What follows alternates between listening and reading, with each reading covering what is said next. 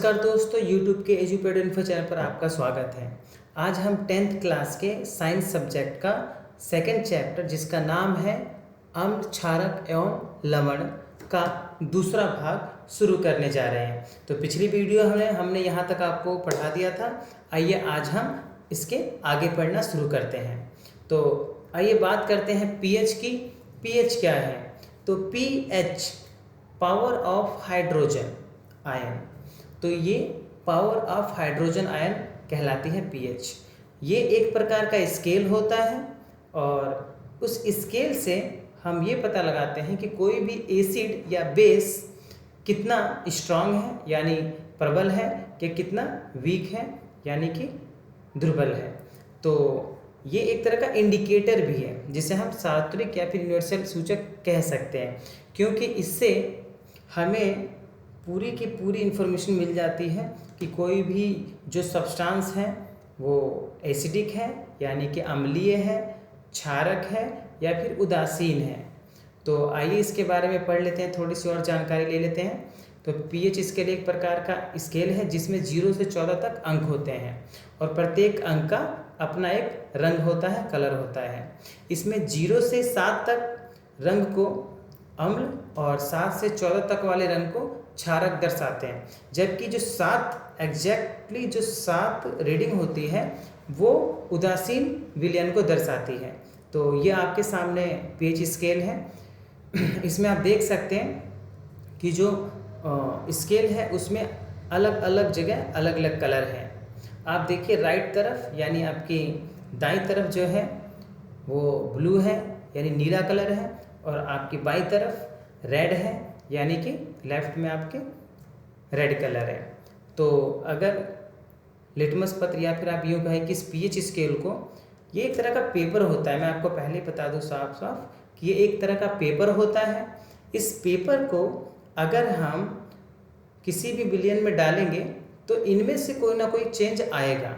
अगर वो विलयन अम्ल है तो उसमें अगर हम इसे डाल देते हैं तो उसका कलर यहाँ आप देखिए 7 रीडिंग से लेफ्ट तरफ 0 से 7 के बीच में आएगा, यानी वो रेड हो सकता है, ऑरेंज हो सकता है, येलो हो सकता है, तो वो अम्ल कहलाएगा। और अगर एग्जैक्टली ग्रीन हो जाए जैसा कि 7 पे दिखाया गया तो इसका मतलब वो उदासीन है, न्यूट्रल है। और यदि उसका कलर पीएच पेपर का ब्लू हो जाए, नीला हो जाए, तो समझ जाइए कि ये एक क्षारक है। तो ये था पीएच स्केल। और हालांकि ये स्कूल की लैब में मिल जाता है, फिर भी अगर बहुत से ऐसे स्कूल हैं जो प्रैक्टिकल नहीं करवाते हैं, इसलिए मैं इन वीडियो को बना रहा हूँ ताकि आप प्रैक्टिकल नॉलेज के थ्रू सीख सकें।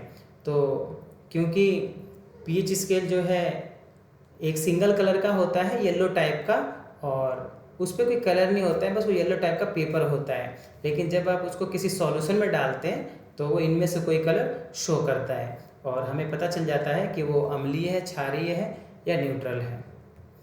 तो आइए अब बात करते हैं कि हमारे दैनिक जीवन में जो वस्तुएं हैं या फिर जो पीएच है उसका क्या महत्व है।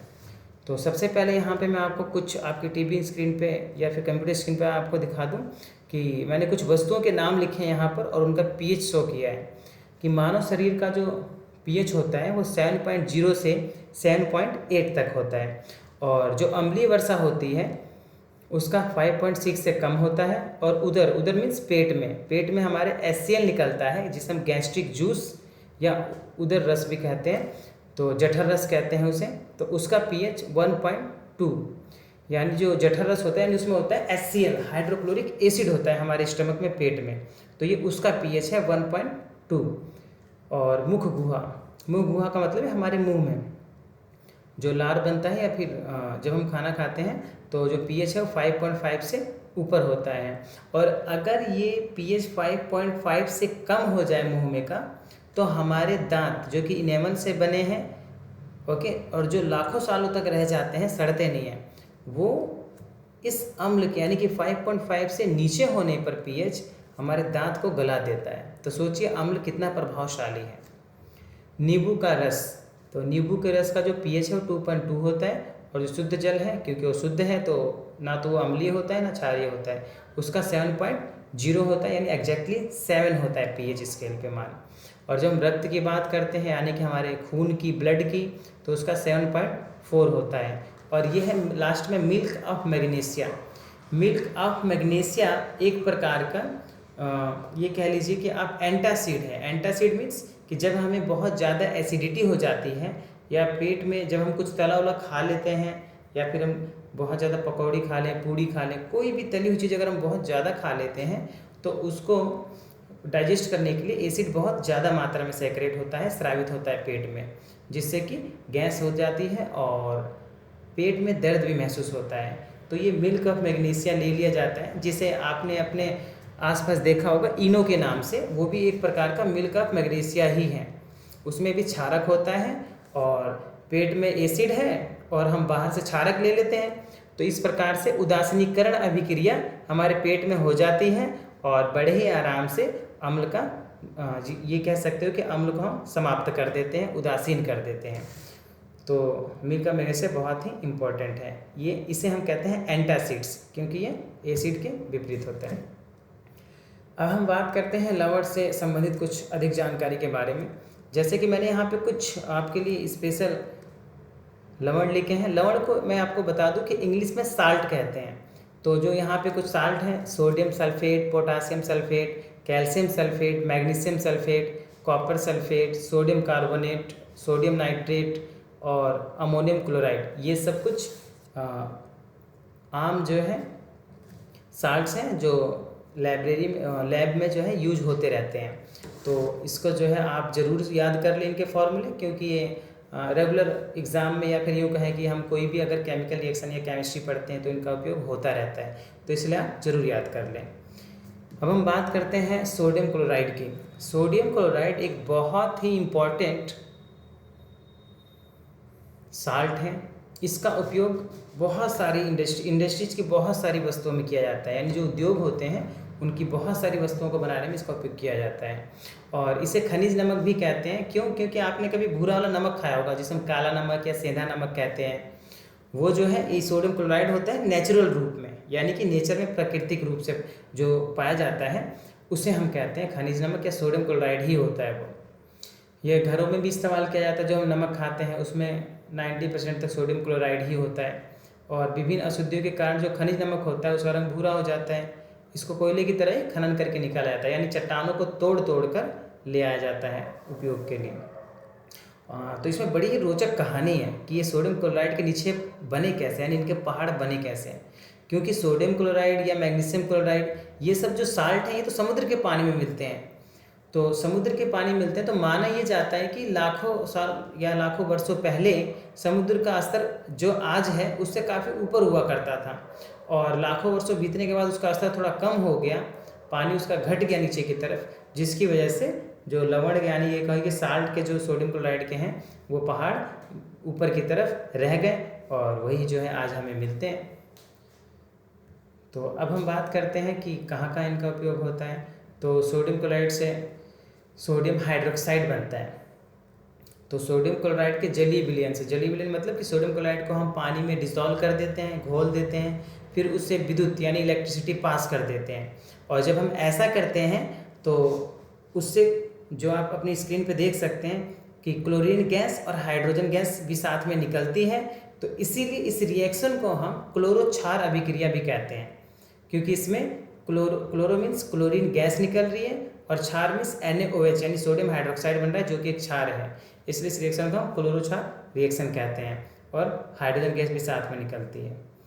तो इसके बाद हम दूसरे अगले केमिकल पे चलते हैं, जिसका नाम है विरंजक चूर्ण, और इसको इंग्लिश में कहा जाता है ब्लीचिंग पाउडर।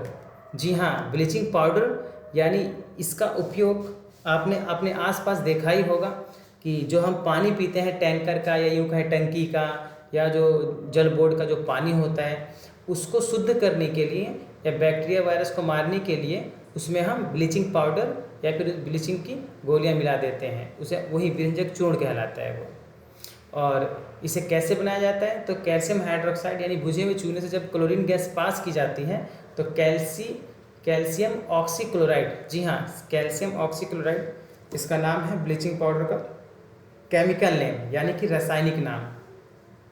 और इसका उपयोग कहाँ कहाँ होता है, तो मैंने आपको बता दिया। मुख्य रूप से उपयोग होता है इसका पानी को शुद्ध करने में, जो पेयजल होता है यानी जो पीने योग्य पानी बनाना है हमें उसे शुद्ध करना बहुत ज़रूरी है।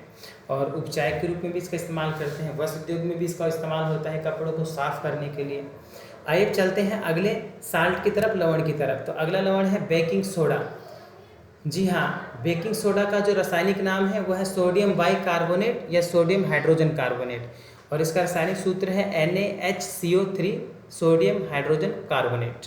और उत्पादन की विधि बहुत ही आसान है कि इसमें सोडियम क्लोराइड साल्ट होता है, H2O यानी पानी मिला दिया जाता है, और कार्बन डाइऑक्साइड गैस और अमोनिया पास इसमें मिला दी जाती है। और जब ये मिला दिए जाते हैं तो अमोनियम क्लोराइड और सोडियम हाइड्रोजन कार्बोनेट बन जाता है।